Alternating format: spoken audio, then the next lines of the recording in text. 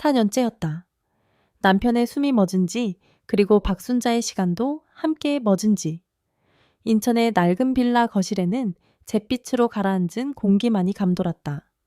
햇살 한 줌 비집고 들어오지 못하는 어두컴컴한 공간 속에서 순자는 멍하니 거실장 위에 놓인 남편의 흑백 사진을 보고 있었다. 사진 속 남편은 환하게 웃고 있었지만 그 웃음은 이제 순자에게 닿지 않는 머나먼 세상의 이야기일 뿐이었다. 똑딱똑딱 벽시계 초침 소리가 유난히 크게 들렸다. 살아있는 것이라고는 저 시계와 자신뿐인 것 같았다. 아침에 눈을 뜨고 찬밥에 물을 말아 한술 뜨고 소파에 앉아 TV를 켜고 그리고 다시 잠드는 삶. 천달에 요슈빌 하고도 하루가 더 흐르는 동안 그녀의 세상은 그게 전부였다. 그때였다. 정적을 찢는 날카로운 벨소리가 울렸다. 순자는 미동도 하지 않았다. 받아봤자 할 말도 듣고 싶은 말도 없었다. 하지만 전화기는 집요했다. 끊어졌다 싶으면 다시 울리고 또 울렸다. 마침내 전화가 잠잠해졌을 때 순자는 안도의 한숨 대신 깊은 무력감을 느꼈다.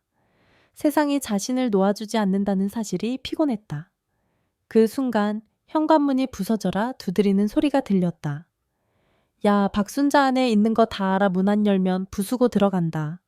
친구 김미경 킴미켕이었다. 순자는 놀라 몸을 움츠렸다.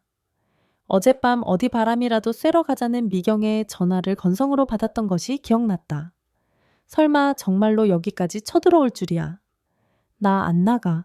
가기 싫어. 작게 읊조렸지만 목소리는 문 밖까지 닿을 리 없었다. 미경은 아랑곳하지 않고 도어락 비밀번호를 눌렀다. 삐비빅. 경쾌한 소음과 함께 문이 열리고 화사한 오렌지색 재킷을 입은 미경이 성큼성큼 들어왔다. 꼴 좀 봐라. 이게 사람 사는 집이야? 아니면 초상집이야? 미경은 거실 커튼을 확 젖혔다. 갑자기 쏟아져 들어온 핫햇살에 순자는 눈을 찡그렸다. 먼지가 부옇게 떠다니는 것이 보였다. 가기 싫다고 했잖아. 순자의 목소리는 기어들어갈 듯 작았다.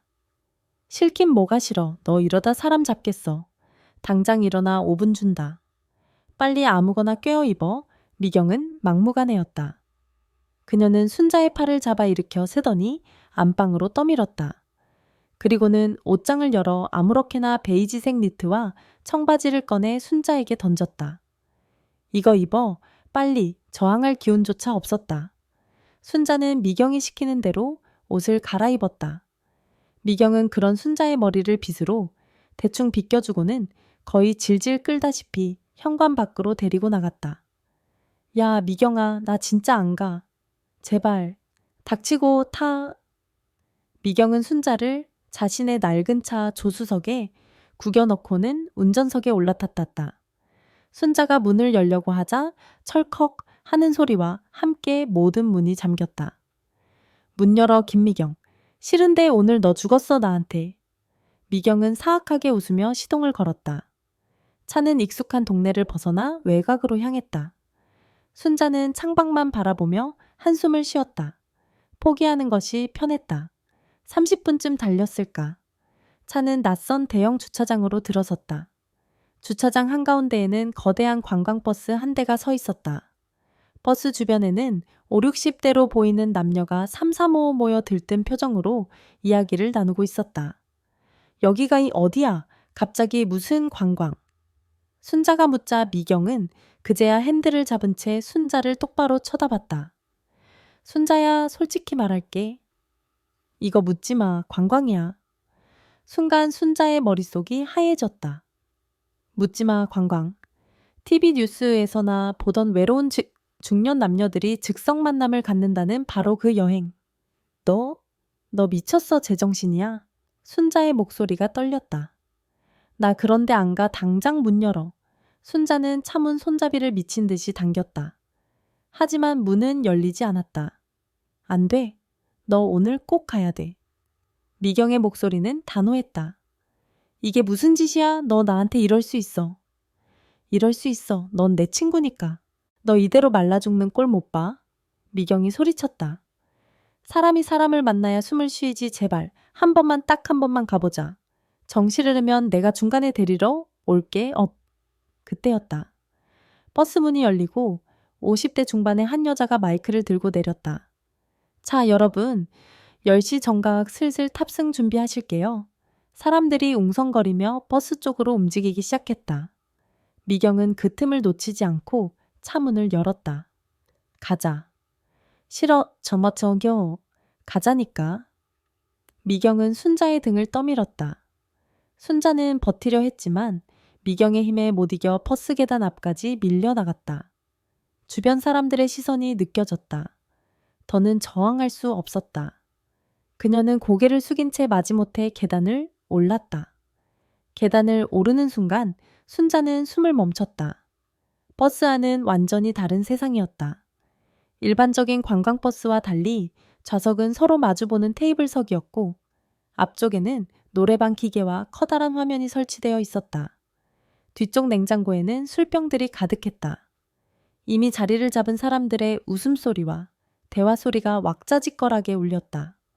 순자가 어쩔 줄 몰라 서 있자 미경이 그녀를 등 뒤에서 다시 한번 밀었다. 얼른 가서 앉아. 순자는 비틀거리며 안으로 들어갔다. 바로 그 순간 뒤에서 쿵 하는 둔탁한 소리와 함께 버스 문이 닫혔다. 마치 다른 세상으로 통하는 문이 닫히는 것만 같았다. 꼼짝없이 갇혔다. 순자가 망견자실한 표정으로 서 있을 때 아까 그 여자가 마이크를 들고 앞으로 나섰다. 새빨간 립스틱을 바른 그녀의 입술이 열렸다. 자, 여러분. 오늘 하루 신나게 즐길 준비 되셨죠? 그럼 첫 번째 규칙부터 알려드릴게요. 여자가 장난스럽게 웃었다. 버스 안의 모든 시선이 그녀에게로 향했다. 첫 번째 규칙 이름 나이 묻지도 따지지도 않습니다. 그 말이 끝나는 순간 순자의 눈이 절망적으로 커졌다. 이곳은 그녀가 알던 세상의 규칙이 통하지 않는 곳이었다. 첫 번째 규칙, 이름 나이 묻지도 따지지도 않습니다. 총무의 말이 버스 안을 울리자 사람들은 약속이라도 한 듯 환호성을 질렀다. 하지만 박순자에게는 사형 선고처럼 들렸다. 익명성. 그것은 이곳에서 벌어질 모든 일에 대한 암묵적인 동의이자 책임으로부터의 도피를 의미했다. 그녀는 창밖을 보았다. 미경이 얄밉게도 엄지를 치켜쓰며 웃고 있었다. 배신감에 속이 부글거렸다. 자, 그럼 오늘의 하이라이트 운명의 짝을 정하는 제비뽑기를 시작하겠습니다. 총무 김지연이 외치자 보조로 보이는 젊은 남자가 커다란 상자 2개를 들고 나왔다. 하나는 강렬한 빨간색, 다른 하나는 깊은 파란색이었다. 남자분들은 빨간 상자, 여자분들은 파란 상자에서 운명의 번호를 뽑아주세요. 같은 번호가 오늘의 커플입니다. 사람들의 웅성거림이 커졌다. 순자는 저도 모르게 자리에서 일어나려 했다. 어떻게든 이 상황을 벗어나야 했다. 하지만 옆자리에 앉은 산처럼 덩치 큰 여자가 다리를 꼬고 앉아 길을 막고 있었다. 꼼짝없이 갇힌 셈이었다. 총무가 파란 상자를 들고 통로를 따라 걸어왔다. 순자는 필사적으로 눈을 마주치지 않으려 고개를 숙였다. 제발 그냥 지나가줘. 하지만 총무의 구두 끝이 그녀의 자리 앞에서 멈췄다. 자, 어머님도 하나 뽑으셔야죠. 좋은 인연이 기다릴지 누가 알아요? 총무가 상자를 코앞까지 들이밀었다. 주변의 시선이 모두 그녀에게로 쏠렸다. 순자의 손은 차갑게 식어 있었고 심장은 발치까지 내려앉는 듯했다. 떨리는 손을 겨우 뻗어 상자 안으로 넣었다. 수많은 종이 쪽지 중 하나가 손끝에 걸렸다. 차가운 운명처럼 느껴졌다. 그녀는 쪽지를 꺼내 천천히 펼쳤다. 12. 그 숫자를 보는 순간 총무가 마이크에 대고 크게 외쳤다. 자, 2번, 여자분 나오셨습니다. 번, 남자분은 어디 계신가요? 순자는 고개를 들 수 없었다. 제발 아무도 없기를. 하지만 버스 뒤편에서 나지막한 목소리와 함께 손 하나가 올라갔다. 여기 있습니다. 모두의 시선이 그쪽으로 향했다. 순자도 마지못해 고개를 돌렸다. 한 남자가 자리에서 일어나고 있었다. 키가 컸다. 회색 셔츠에 청바지를 입은 단정한 차림새. 짧게 자른 머리와 온화해 보이는 인상. 꾸준히 운동을 한 듯 다부진 어깨와 반듯한 자세를 가진 60대 초반쯤 되어 보이는 남자였다. 정민호였다. 그가 순자의 옆으로 걸어왔다. 통로를 걸어오는 그의 걸음걸이는 조용하고 침착했다. 가까이서 보니 눈매가 선하고 부드러웠다. 그는 덩치 큰 여자가 비켜준 순자의 옆자리에 조용히 앉았다. 순자는 어색함에 몸 둘 바를 몰랐다. 안녕하세요. 잘 부탁드립니다. 그가 먼저 고개를 숙이며 인사했다. 낮고 차분한 목소리였다. 순자는 얼굴이 화끈 달아오르는 것을 느끼며 겨우 대답했다. 네, 네. 모든 짝이 정해지자 총무가 다시 분위기를 띄웠다. 자, 그럼 첫 번째 몸풀기. 게임 10초 눈 맞추기입니다. 파트너와 손을 잡고 10초 동안 서로의 눈을 바라봐 주세요. 웃으면 벌칙입니다. 버스 안이 웃음바다가 되었다. 여기저기서 어색하게 손을 잡고 눈을 마주치기 시작했다. 순자는 당황해서 민호를 쳐다봤다.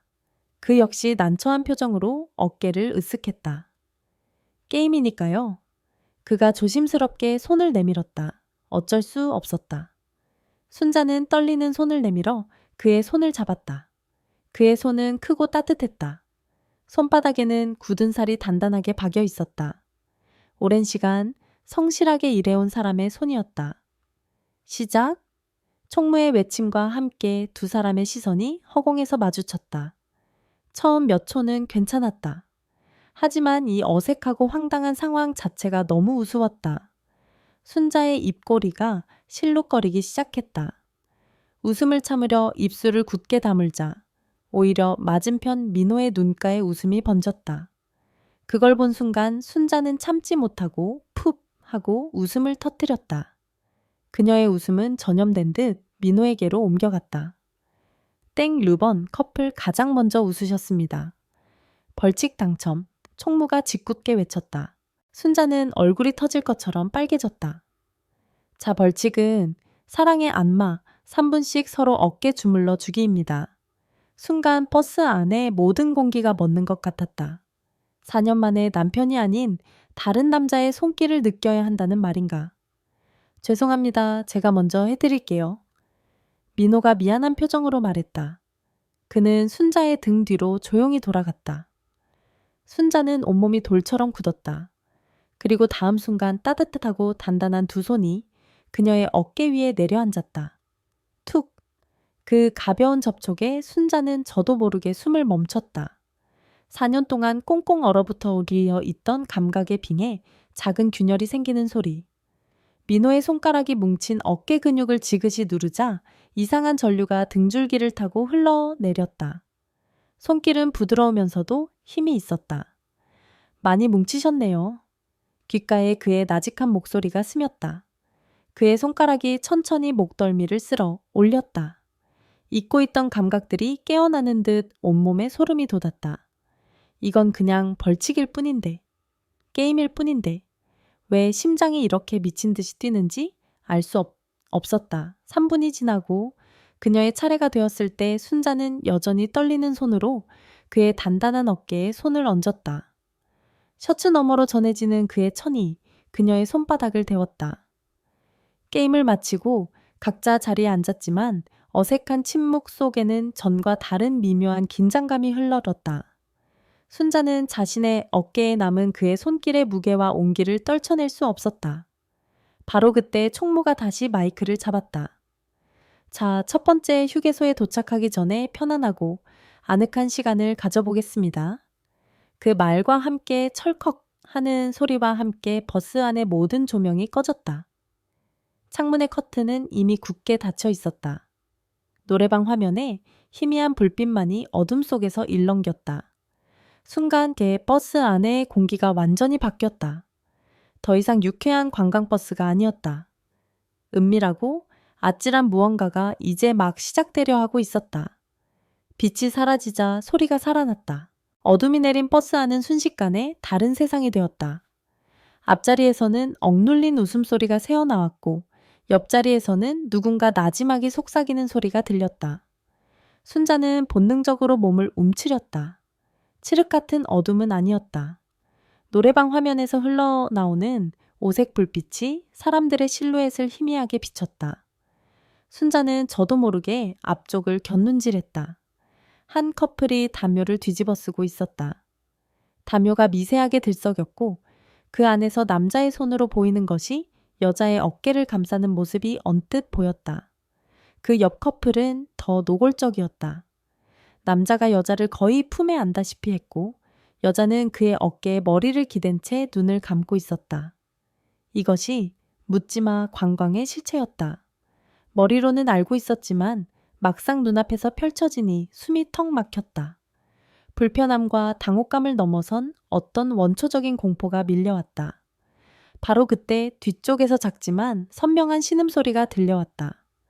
쪽쪽 입술이 부딪히는 소리도 뒤섞여 있었다. 순자는 귀를 막고 싶었지만 그럴 수도 없었다. 온몸의 신경이 곤두서 얼음장처럼 굳어버렸다. 괜찮으세요? 옆에서 정민호의 나직한 목소리가 들렸다. 어둠 속에서 그의 목소리는 유난히 차분하게 울렸다. 순자는 그 목소리에 겨우 정신을 차렸다. 네. 많이 놀라신 것 같아서요. 그의 말에 순자는 자주적인 웃음을 지었다. 솔직히 이런 건 처음이라서요. 저도 그렇습니다. 민호가 담담하게 대답했다.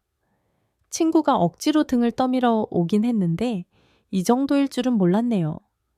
그의 말은 어둠 속 한 줄기 빛과 같았다. 이 혼란스러운 공간에서 자신과 같은 감정을 느끼는 사람이 있다는 사실이 기묘한 안도감을 주었다. 힘드시면 제가 창가 쪽으로 자리를 바꿀까요? 이쪽이 좀 더 안 보일 겁니다. 그의 조심스러운 제안에 순자는 고개를 저었다. 아니에요, 괜찮습니다. 하지만 괜찮지 않았다.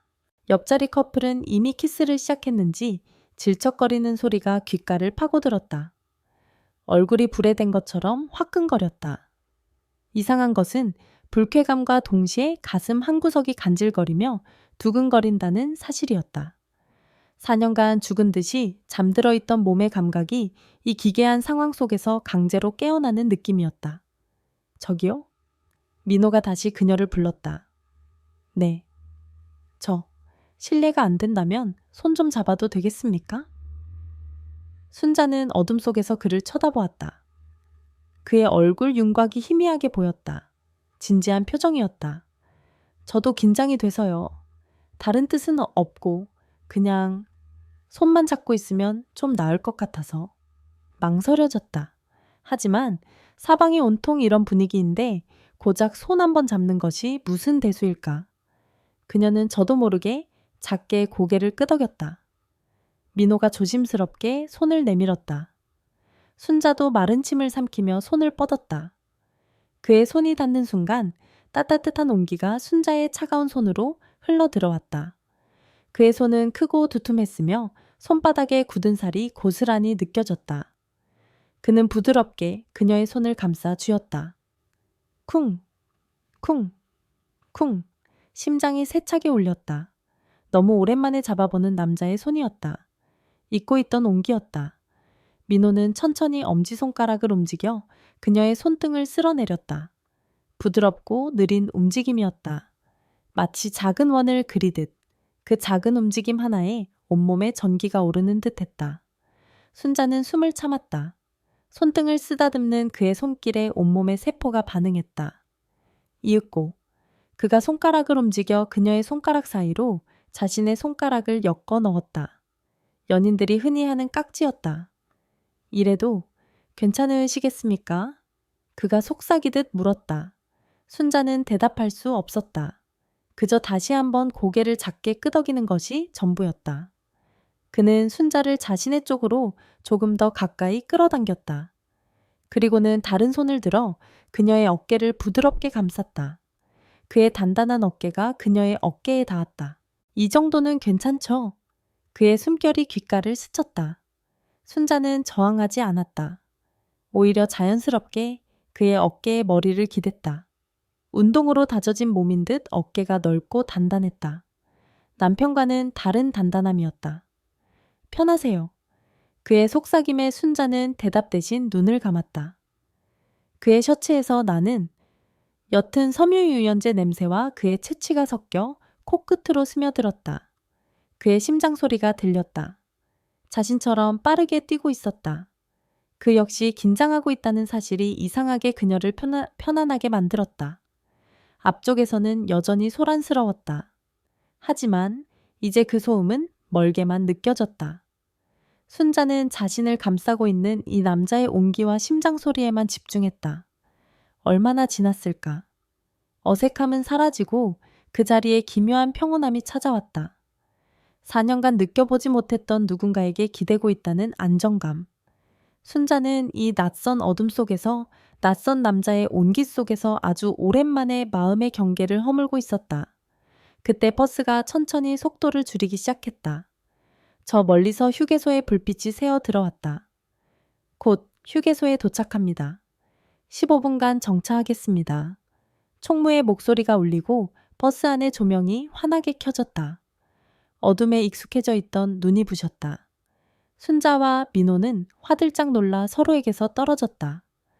방금까지의 은밀한 온기는 거짓말처럼 사라지고 어색한 침묵만이 남았다. 두 사람의 얼굴은 약속이라도 한 듯 새빨갛게 달아올라 있었다. 휴게소에서의 15분은 꿈처럼 흘러갔다. 박순자와 정민호는 캔커피 하나를 사이에 두고 벤치에 나란히 앉아 각자의 상처를 조심스럽게 꺼내 보였다. 4년 전 남편을 잃은 순자와 6년 전 아내를 떠나보낸 민호. 같은 아픔을 공유했다는 사실은 둘 사이의 거리를 급격하게 좁혔다. 버스로 돌아올 때 민호가 자연스럽게 잡은 손을 순자는 뿌리치지 않았다. 버스는 다시 어둠 속을 달려 동해의 작은 해안 도시 속초에 도착했다. 바다 바로 앞에 위치한 낡지만 정갈한 3층짜리 리조트였다. 파도 소리가 밤 공기를 타고 실려왔다. 로비에 모인 사람들에게 총무가 열쇠를 나눠주며 외쳤다. 자, 여러분, 오늘 밤의 안식처입니다. 방 배정은 기존 제비뽑기 커플끼리 2인 1실입니다.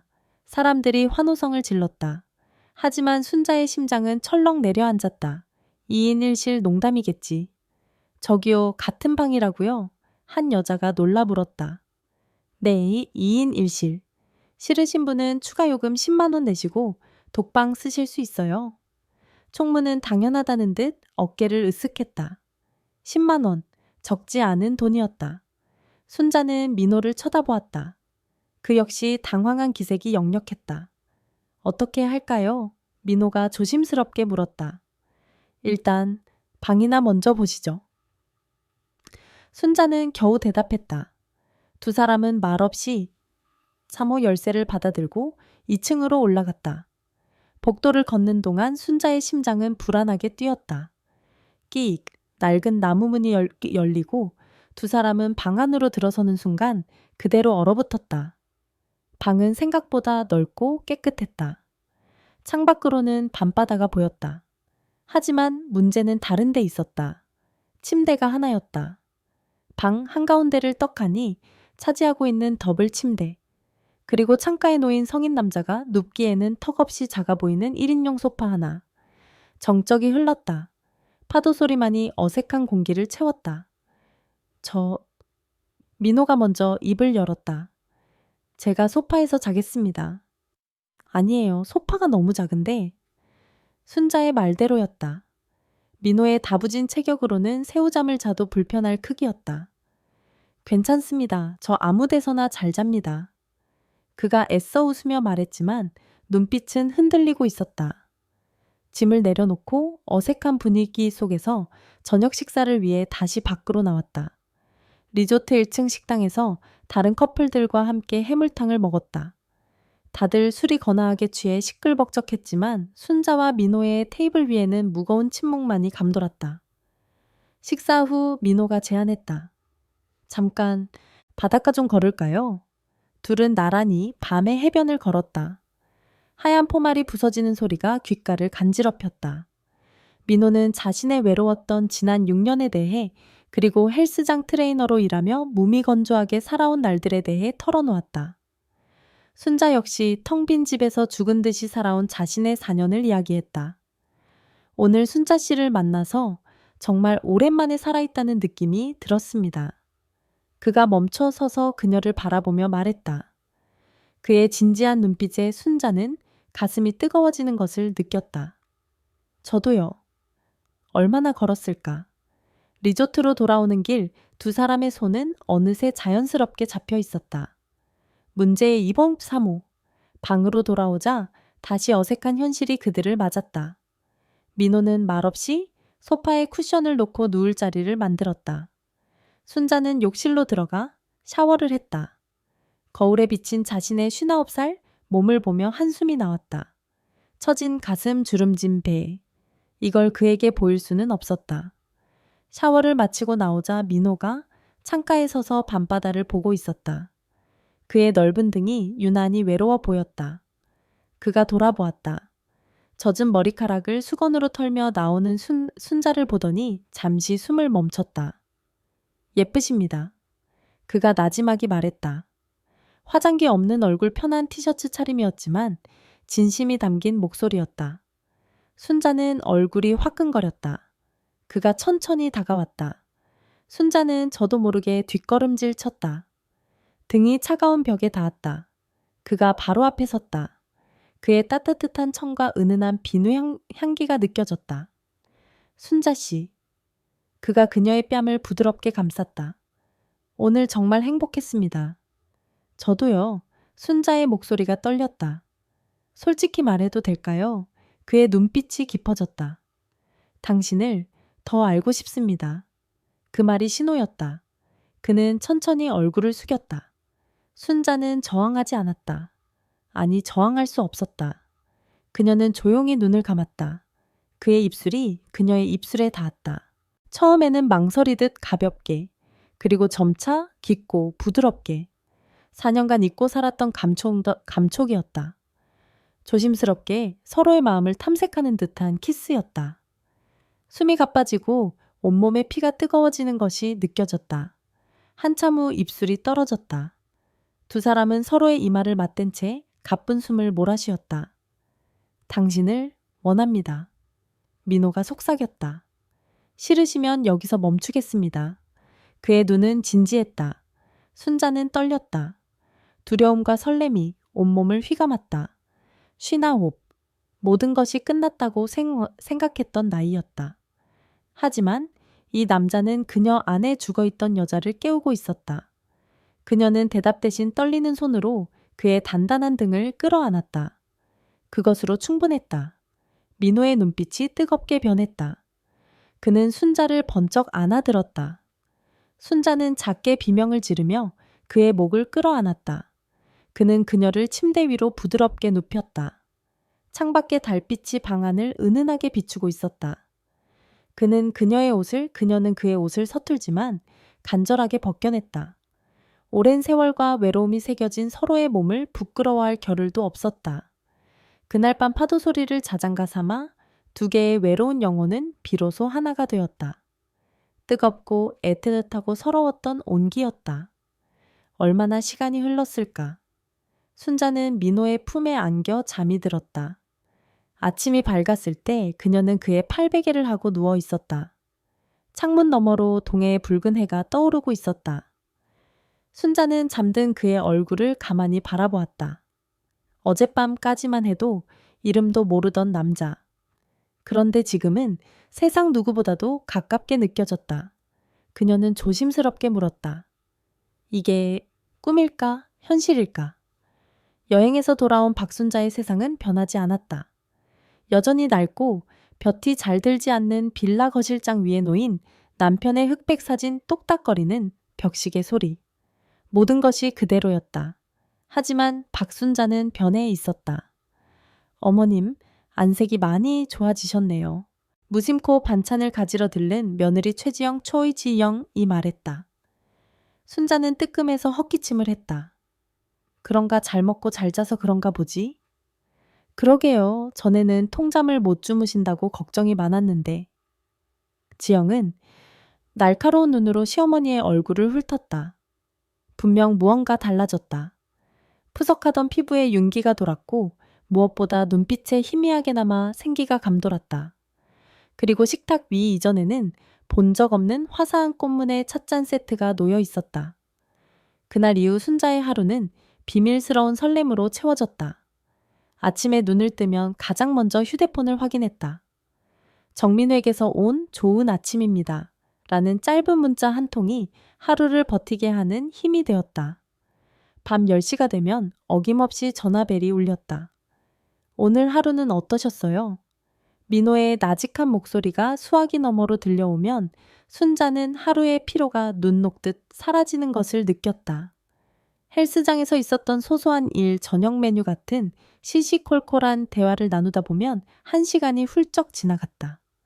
4년간 누구와도 나누지 못했던 평범한 일상의 대화였다. 일주일에 한 번 두 사람은 비밀스러운 데이트를 했다.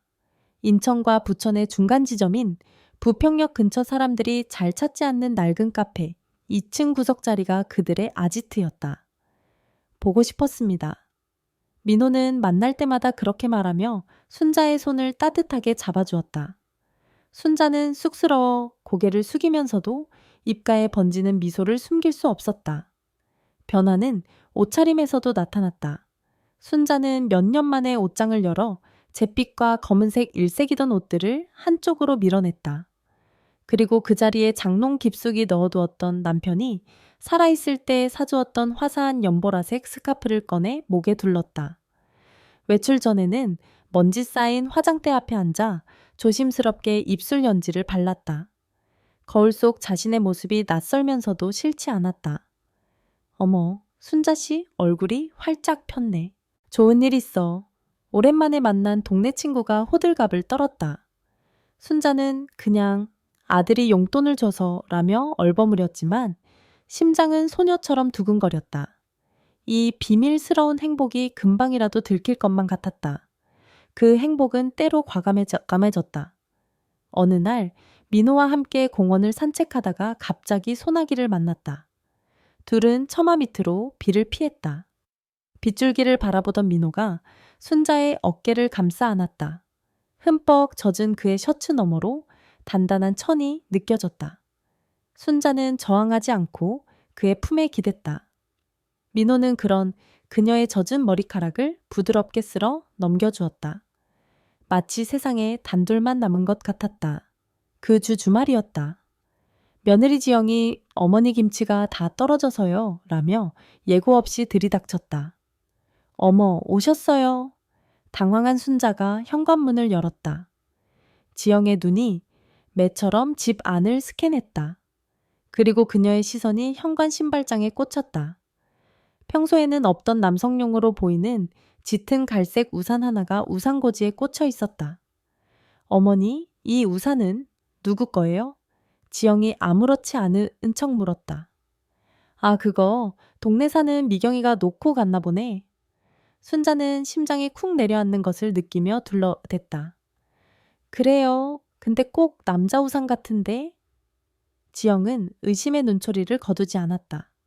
그녀는 냉장고에서 김치를 꺼내는 척하며 부엌과 거실을 다시 한번 꼼꼼히 살폈다. 그러다 그녀의 눈에 결정적인 것이 들어왔다. 소파 테이블 아래 순자가 미처 치우지 못한 자동차 잡지 한 권이 놓여 있었다. 순자의 아들 준호가 즐겨보던 바로 그 잡지였다. 하지만 준호는 이곳에 온 지 한 달이 넘었다. 지영은 아무 말도 하지 않았다. 그녀는 김치통을 들고 평소처럼 상냥하게 인사하고 집을 나섰다. 하지만 그녀의 머릿속은 복잡하게 돌아가고 있었다. 시어머니에게 누군가가 생긴 것이 분명했다. 그날 저녁 지영은 남편 박준호 파크 준호에게 전화를 걸었다. 여보, 주말에 어머님 댁에 한번 가봐야 할 것 같아. 왜 무슨 일 있어? 아니 그냥 어머님이 좀 외로워 보이셔서 다 같이 저녁이라도 먹자고. 지영의 목소리는 지극히 평온했지만 그 안에는 교묘하게 벼린 칼날이 숨겨져 있었다. 며칠 후 순자의 휴대폰이 울렸다. 아들 준호였다. 평소에는 명절 안부 전화가 전부인 아들이었다. 불길한 예감이 순자의 등골을 스쳤다. 준호야, 웬일이냐? 엄마 이번 주 일요일에 지영이랑 같이 저녁 먹으러 갈게요. 드릴 말씀이 있어서요.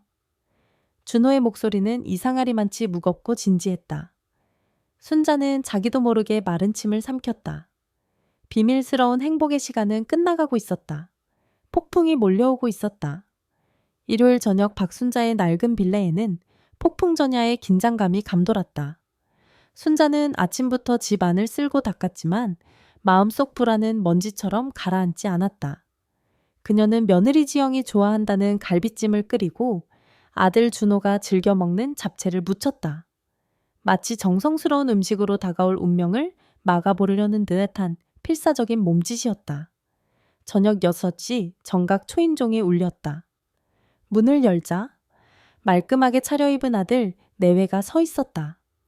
어머니, 저희 왔어요. 지영은 여느 때처럼 상냥하게 웃으며 과일 바구니를 내밀었다. 하지만 그 미소 뒤에 숨겨진 서늘함을 순자는 본능적으로 감지했다. 아들 준호는 표정이 굳어 있었다. 그는 아내의 등 뒤에서 낯선 사람을 보듯 어머니를 쳐다볼 뿐이었다. 식탁에 마주 앉았지만 대화는 겉돌았다. 갈비찜이 아주 연하고 맛있네요, 어머님. 지영이 칭찬했지만 분위기를 띄우기엔 역부족이었다. 준호는 말없이 식사만 했다. 숟가락과 그릇이 부딪히는 소리만이 어색한 정적을 갈랐다. 순자는 가시방석에 앉은 기분이었다. 차라리 빨리 그 할 말이라는 것을 꺼내주었으면 싶었다. 식사가 거의 끝나갈 무렵 지영이 준호에게 눈짓을 보냈다. 준호는 숟가락을 내려놓고는 냅킨으로 입을 닦았다. 그리고 결심한 듯 입을 열었다. 엄마. 그 한마디에 순자의 심장이 쿵 하고 떨어졌다. 요즘 자주 외출하신다고 들었어요.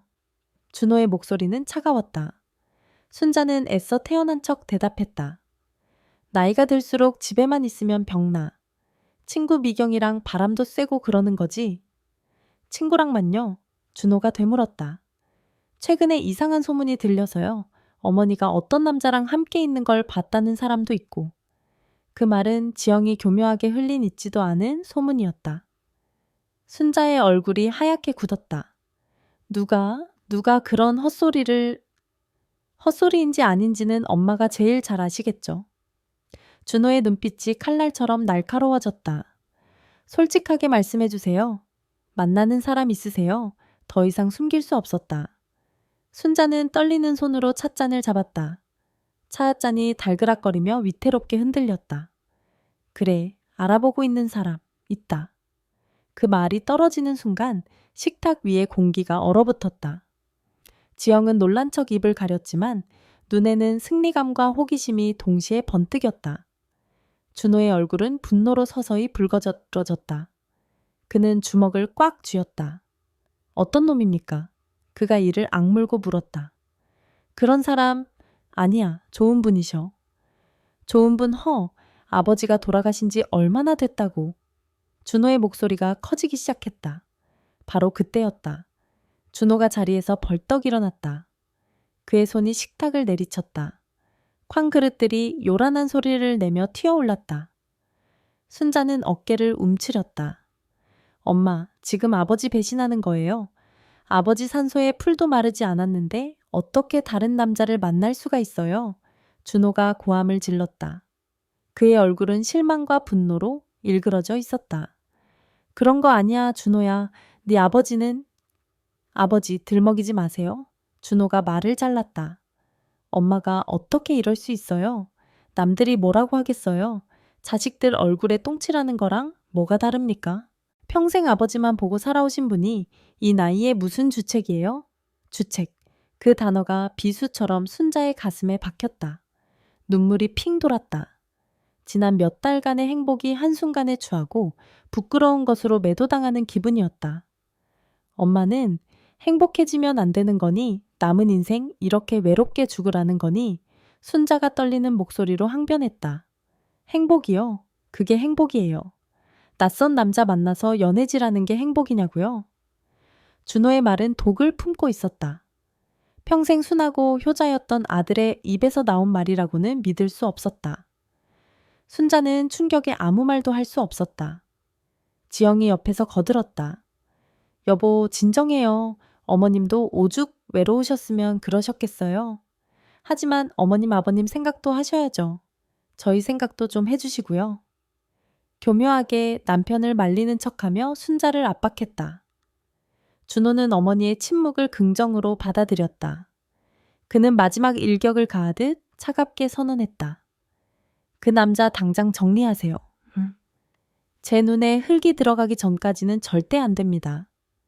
준호는 순자에게 선택을 강요했다. 그 남자예요? 아니면 이 아들이에요? 엄마가 선택하세요. 그 말을 남기고 준호는 뒤도 돌아보지 않고 현관으로 향했다. 지영도 어머니 죄송해요 라는 영혼 없는 말을 남긴 채 남편의 뒤를 따랐다. 쾅 현관문이 닫히는 소리가 순자의 세상이 무너지는 소리처럼 들렸다. 그녀는 싸늘하게 식어버린 음식들 앞에 주저앉아 소리 없이 눈물만 흘렸다. 행복은 너무나 짧고 현실의 폭풍은 너무나 거셌다. 아들이 떠난 후 집안에는 무거운 침묵과 음식물 쓰레기 냄새만이 남았다. 박순자는 소파에 웅크리고 앉아 밤새 울었다. 아들의 핏발선 눈과 주책이라며 쏘아붙이던 경멸 어린 목소리가 귓가에 맴돌았다. 평생을 바쳐 키운 아들이었다.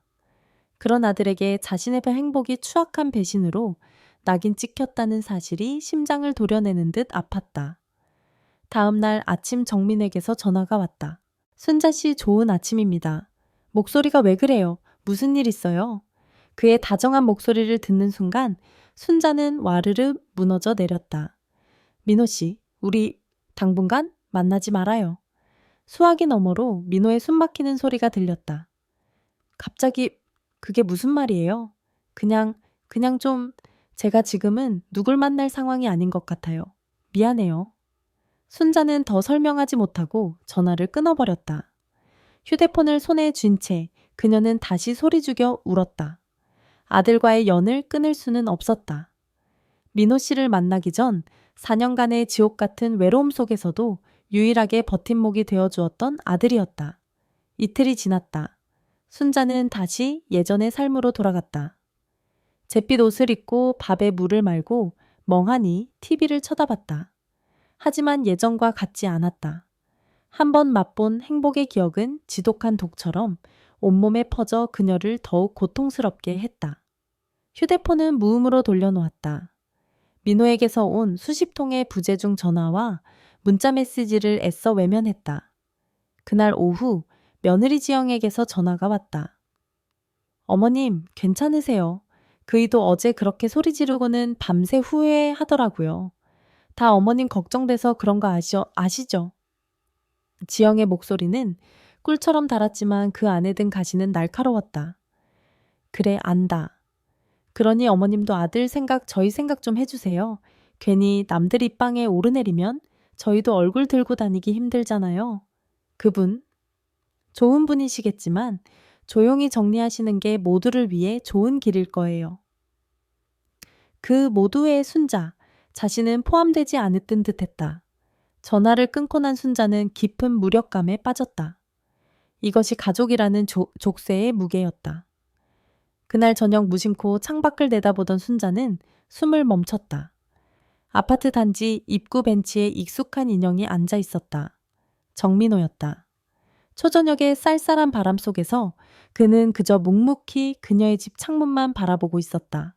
연락이 닿지 않자 혹시나 하는 마음에 집 근처까지 찾아온 것이었다. 그는 다가오지 않았다. 부담을 주지 않으려는 듯 그저 멀리서 그녀가 괜찮으든지 확인이라도 하려는 듯 그렇게 앉아 있었다. 그의 넓은 어깨가 오늘따라 유난히 처져 보였다. 순자는 가슴이 미어지는 것 같았다. 저 좋은 사람을 나 때문에. 그녀는 차마 내려가 볼 용기가 나지 않아 커튼 뒤에 숨어 그의 뒷모습이 어둠 속으로 사라질 때까지 지켜볼 뿐이었다. 바로 그때 현관문이 벌컥 열리며 친구 미경이 들이닥쳤다.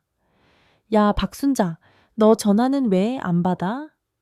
미경은 순자의 헬쑥한 얼굴과 엉망인 집 안골을 보고는 단박에 상황을 파악했다. 아들놈이 와서 뒤집어 놓고 갔구나. 그래서 저 좋은 남자를 차버렸다고. 이 등신아, 미경의 목소리는 거침이 없었다. 네가 뭘 알아? 내가 뭘 몰라? 너 평생 저놈들 위해서 허리 휘게 일하고 내 인생 다 바쳐 키웠어. 근데 이제 와서 내 행복 좀 찾겠다는데 그걸 발로 차 내 인생이야. 아니면 아들 인생이야.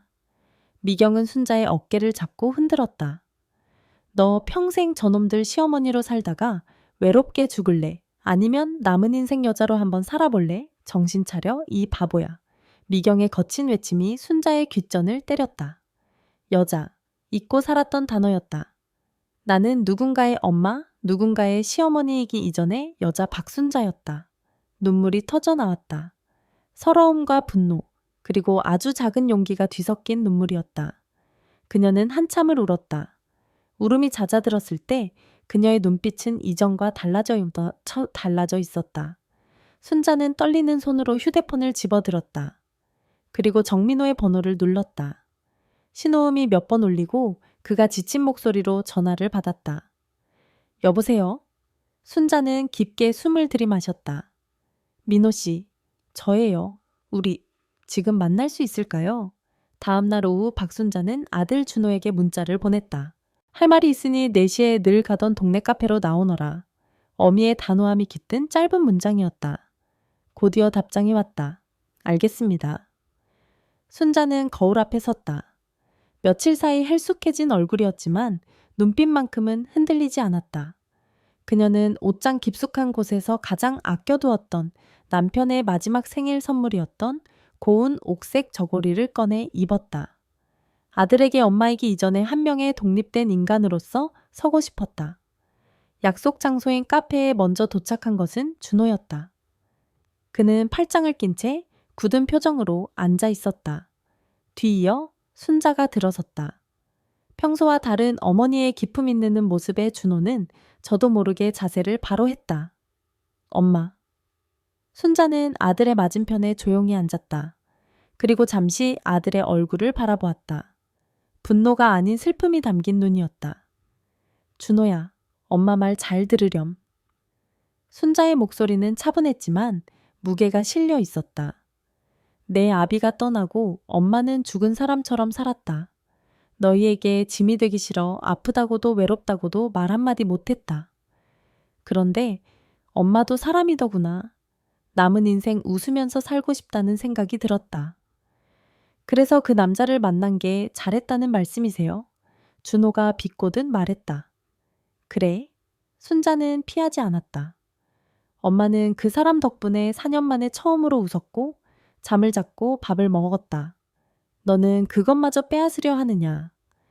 아버지에 대한 배신이잖아요. 배신이 아니다. 순자의 목소리가 단호해졌다. 내 아버지는 내 가슴에 묻었다. 누구도 그 자리를 대신할 수 없어. 하지만 내 옆자리가 평생 비어 있어야 한다는 법은 없다. 그녀는 자리에서 일어났다. 엄마는 이 행복 포기하지 않을 거다. 준호는 어머니의 결연한 태도에 충격을 받은 듯 아무 말도 하지 못했다. 바로 그때 카페 문이 열리며 정민호가 들어왔다. 순자가 미리 약속해 둔 것이었다. 민호는 곧장 두 사람이 앉은 테이블로 다가왔다. 준호는 자신을 향해 걸어오는 민호를 맹수처럼 노려보았다. 경멸과 적의가 가득한 시선이었다. 안녕하십니까?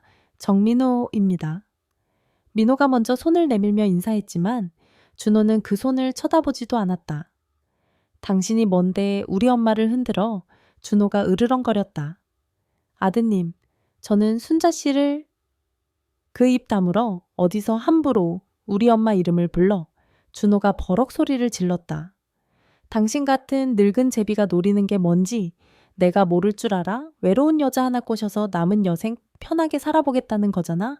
안 그래? 모욕적인 말이었다. 민호의 얼굴이 굳어졌다. 하지만 그는 주먹을 쥐었을 뿐 맞서 소리치지 않았다. 그 모습을 지켜보던 순자의 온몸이 부들부들 떨렸다. 순간 그녀의 손이 허공을 갈랐다. 짝카페 안에 모든 소음이 멎었다. 맑고 날카로운 파열음이 울려 퍼졌다. 준호의 고개가 옆으로 돌아갔고 그의 뺨 위로 선명한 손자국이 붉게 피어올랐다. 너? 준호는 충격으로 말을 잇지 못했다. 내가 널 이렇게 버릇없이 키우지 않았다. 순자의 목소리는 얼음장처럼 차가웠다. 눈에는 뜨거운 눈물이 고여 있었다. 어른에 대한 예의도 내 어미에 대한 존중도 없는 내게 더는 할 말이 없다.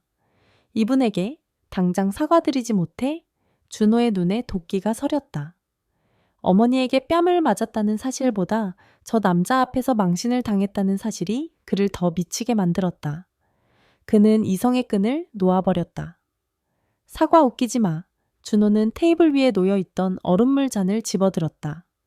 그리고 민호를 향해 거칠게 뿌렸다. 촥! 하지만 민호가 젖기 전 순자가 본능적으로 몸을 날려 그의 앞을 막아섰다. 차가운 얼음물이 그녀의 옥색 저고리 위로 쏟아졌다. 물방울들이 그녀의 얼굴을 타고 흘러내렸다. 마치 눈물처럼. 카페 안의 모든 사람들이 경악하며 그들을 쳐다보았다. 민호는 자신의 옷이 젖는 것보다 순자가 상처받는 것을 더 참을 수 없었다. 하지만 지금은 순자의 시간이었다. 순자는 차가운 물에 흠뻑 젖은 채 아들을 똑바로 바라보았다. 더 이상 슬픔이나 분노가 아니었다. 깊은 실망과 체념이 담긴 눈빛이었다. 그녀는 아무 말 없이 민호의 손을 잡았다. 그리고 그를 이끌고 카페 밖으로 걸어 나갔다. 흠뻑 젖은 옥색 저고리가 그녀의 처연한 뒷모습을 더욱 아프게 했다. 홀로 남겨진 준호는 붉게 달아오른 뺨을 감싸쥔 채 망연자실하게 서 있었다. 어머니는 방금 그의 앞에서 자신의 손이 아닌 다른 남자의 손을 선택했다. 카페에서 뛰쳐나온 준호의 차는 분노로 질주했다. 집에 도착하자마자 그는 아내 지영에게 그날 있었던 일을 씩씩거리며 쏟아냈다. 그 여자가, 아니 엄마가 내 뺨을 때렸어. 그 남자 앞에서 어떻게 나한테 이럴 수가 있어? 준호는 거실을 맴돌며 으르렁거렸다. 지영은 남편의 분노에 동조하는 척하면서도 속으로는 상황이 예상보다 더 꼬여가고 있음을 직감했다. 세상에 어머님이 정말 그러셨어요. 여보, 진정해요. 진정하게 생겼어. 그 남자는 또 어떻고 멀뚱멀뚱 서서 구경만 하더라니까 아주 둘이서 짜고 나를 바보로 만들었어. 분노는 결국 어머니를 향한 극단적인 선언으로 이어졌다. 당신도 이제 엄마한테 연락하지 마. 전화 오면 받지도 말고 찾아가도 문 열어주지 마. 그 버르장머리 내가 이번에 단단히 고쳐놓을 테니까. 준호는 방으로 들어가 문을 쾅 닫아버렸다. 지영은 한숨을 쉬며 소파에 주저앉았다. 시어머니와 남편 사이에 거대한 얼음의 벽이 세워졌다. 한편 카페를 나온 순자와 민호는 말없이 걷고 있었다. 순자의 옥색 저고리는 여전히 축축했다. 민호는 자신의 재킷을 벗어 그녀의 어깨에 덮어주었다. 죄송합니다. 저 때문에. 순자가 입을 열었다. 아닙니다. 민호가 그녀의 말을 막았다. 순자 씨 잘못이 아닙니다. 제가 부족해서 아드님께 믿음을 드리지 못한 탓입니다. 그의 배려 깊은 말에 순자는 다시 눈시울이 붉어졌다. 두 사람은 근처 공원 벤치에 앉았다. 민호는 그날 있었던 일을 자신의 딸 수진에게 모두 털어놓았다. 딸에게만큼은 숨기고 싶지 않았다. 아빠? 수진의 목소리는 걱정으로 가득했다. 그 아줌마 괜찮으시대? 마음이 많이 아프겠지. 세상에서 제일 사랑하는 아들인데. 전화를 끄는 수진은 한참을 고민했다. 아버지의 행복을 이대로 포기하게 둘 수는 없었다. 그리고 이 문제의 핵심이 단순히 아들의 반대에만 있는 것이 아님을 그녀는 직감했다. 그녀는 아버지에게서 박준호의 아내, 즉 최지영의 연락처를 알아냈다. 이틀 후 수진은 지영에게 전화를 걸었다.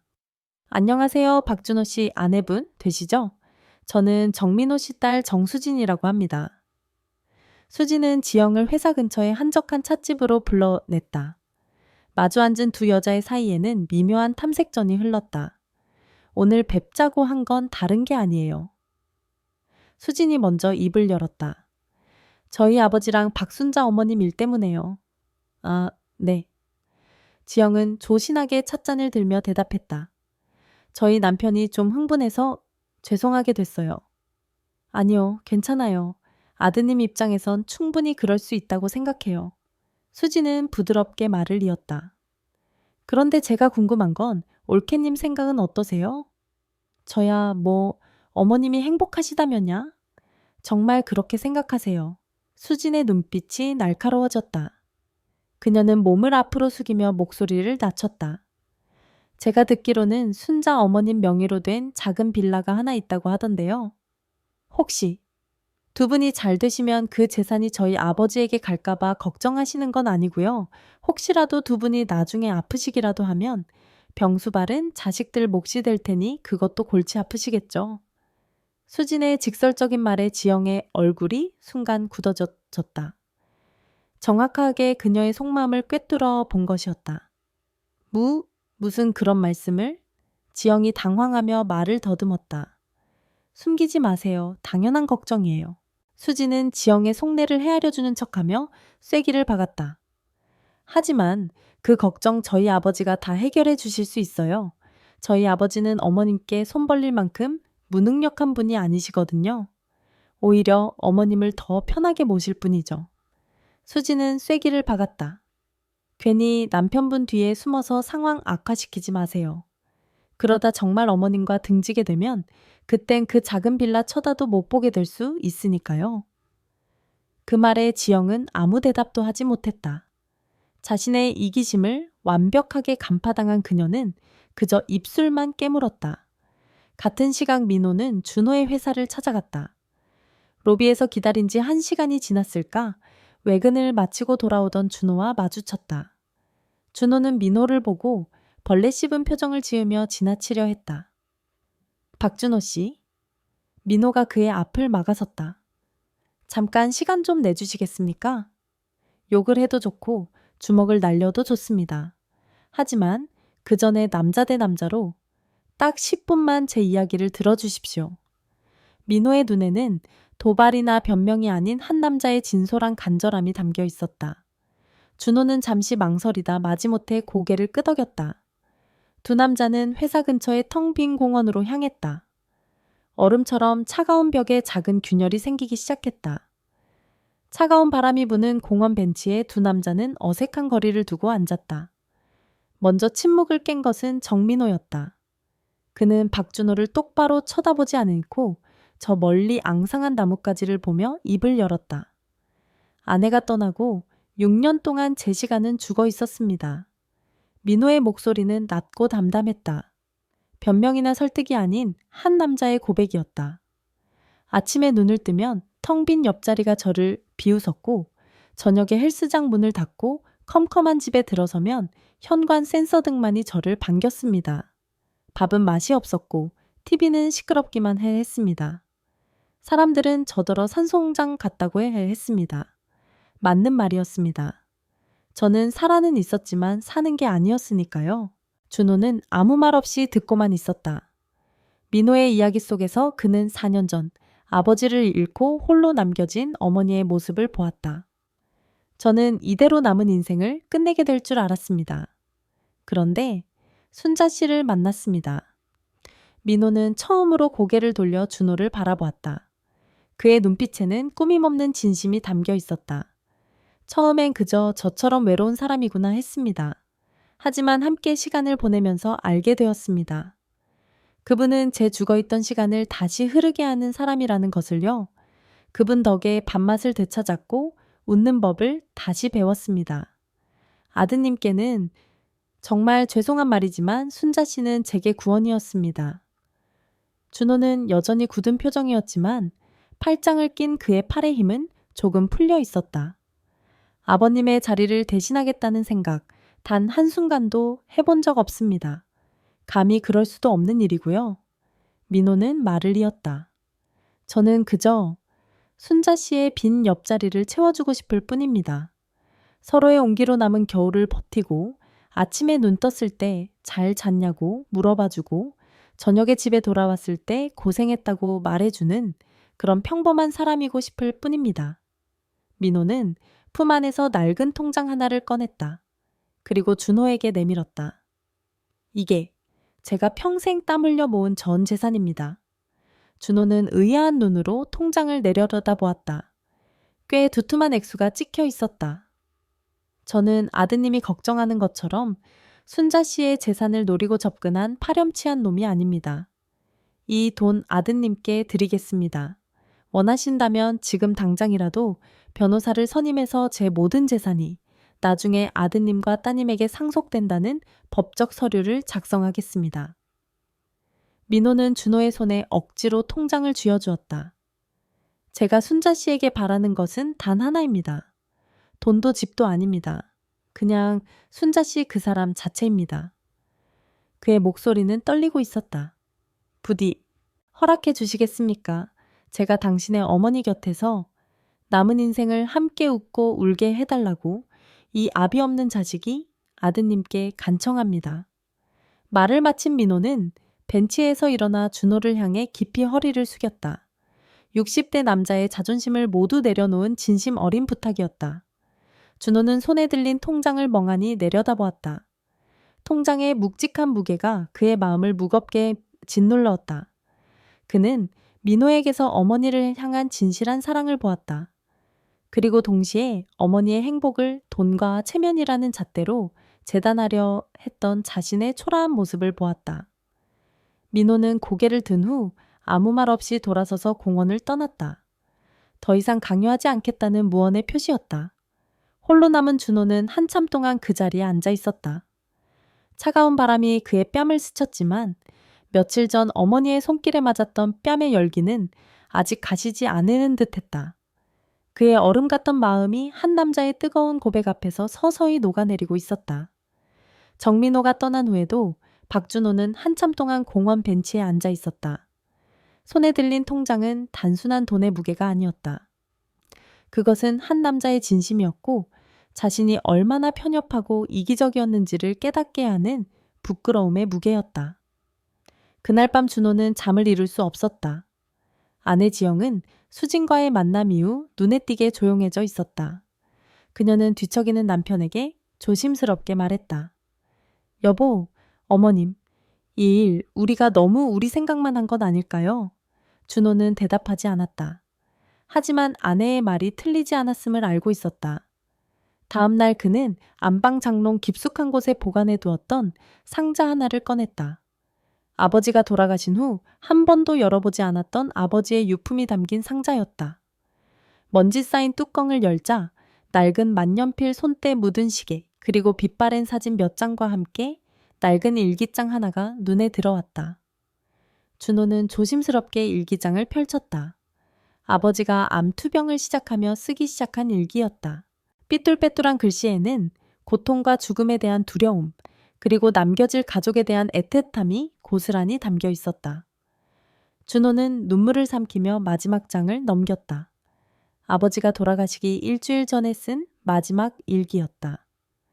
내가 없으면 순자 그 사람은 어찌 살고, 평생 나 하나만 보고 살아온 바보 같은 사람인데, 자식들이 있다지만 배우자의 빈자리는 자식으로 채울 수 없는 법, 부디. 나중에라도 좋은 말벗이라도 만나 남은 인생 외롭지 않게 살았으면 좋겠다. 하늘에서 내가 빌어주겠소. 준호는 일기장을 셔츠 품에 안고 오열했다. 자신이 어머니의 행복을 가로막은 것이 아니라 아버지의 마지막 소원까지 가로막고 있었다는 사실에 가슴이 무너져 내렸다. 아버지는 배신감 따위를 느낄 뿐이 아니었다. 하늘에서도 오직 아내의 행복만을 빌어주고 있을 터였다. 주말이었다. 준호는 차를 몰아 무작정 어머니의 집 근처로 향했다. 차마 집 앞에 나설 용기는 나지 않아 동네 시장 입구에 차를 세워두고 하염없이 기다렸다. 얼마나 지났을까? 저 멀리서 익숙한 두 사람이 걸어오고 있었다. 어머니와 정민호였다. 두 사람은 양손에 장바구니를 하나씩 나눠 들고 있었다. 민호가 무언가 농담을 건네자 어머니가 소녀처럼 웃음을 터뜨렸다. 준호는 그 웃음을 보고 숨을 멈췄다. 그것은 아버지가 돌아가신 후 4년 동안 단 한 번도 보지 못했던 진심으로 행복해 보이는 어머니의 웃음이었다. 명절에 자식들이 용돈을 드렸을 때의 기계적인 미소와는 차원이 달랐다. 삶의 기쁨이 얼굴 전체에 피어나는 그런 환한 웃음이었다. 민호는 무거운 장바구니를 자신이 든 것과 바꾸려 했고 어머니는 괜찮다며 손사래를 쳤다. 실랑이를 벌이는 두 사람의 모습은 영락없는 평범하고 다정한 노부부의 모습이었다. 그 순간 준호는 깨달았다. 자신이 지키려 했던 것은 아버지에 대한 추억이 아니라 어머니를 자신의 슬픔과 죄책감 안에 가두어 두려는 이기심이었다는 것을. 그는 차 안에서 한참 동안 두 사람의 뒷모습이 사라질 때까지 지켜보았다.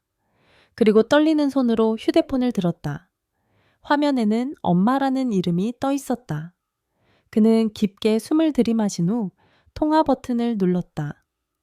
신호음이 몇 번 울리고 어머니의 조심스러운 목소리가 들려왔다. 여보세요? 준호는 목이 메어 잠시 말을 잇지 못했다. 그는 눈을 질끈 감았다. 엄마, 목소리가 심하게 떨려 나왔다. 제가 잘못했어요. 수화기 너머로 어머니의 숨 막히는 소리가 들려왔다. 길고 길었던 얼음의 벽이 마침내 무너져 내리는 순간이었다. 아들의 전화 한 통은 닫혔던 모든 문을 여는 열쇠였다. 그 주 일요일 박순자는 정민호의 부천 아파트 주방에 서 있었다. 정갈하게 정돈된 주방은 아직 그녀에게 낯설었지만 그녀의 손놀림은 익숙하고 분주했다. 앞치마를 두른 민호가 옆에서 서툰 솜씨로 마늘을 빻으며 그녀를 도왔다. 이쪽으로 와보세요. 마늘은 그렇게 빻는 게 아니고 칼 옆면으로. 순자가 민호의 손을 잡고 가르쳐주자 민호는 마늘보다 그녀의 손만 쳐다보며 싱긋 웃었다. 두 사람의 어깨 너머로 따스한 오후 햇살이 쏟아져 들어왔다. 오늘 이곳에서 특별한 저녁 식사가 열릴 예정이었다. 초인종이 울리고 민호가 현관문을 열었다. 문 밖에는 준호와 지영이 어색한 표정으로 서 있었다. 그들의 손에는 케이크 상자와 고급 과일 바구니가 들려 있었다. 어서 오게. 민호가 온화한 미소로 그들을 맞았다. 준호는 민호를 보자마자 고개를 깊이 숙였다. 지난번엔 정말 죄송했습니다. 아닐세, 다 잊었네. 나라도 자네 같았을 거야. 어서 들어와. 민호는 준호의 어깨를 두드리며 안으로 이끌었다. 주방에서 나온 순자는 아들 내외를 보고 잠시 말을 잃었다.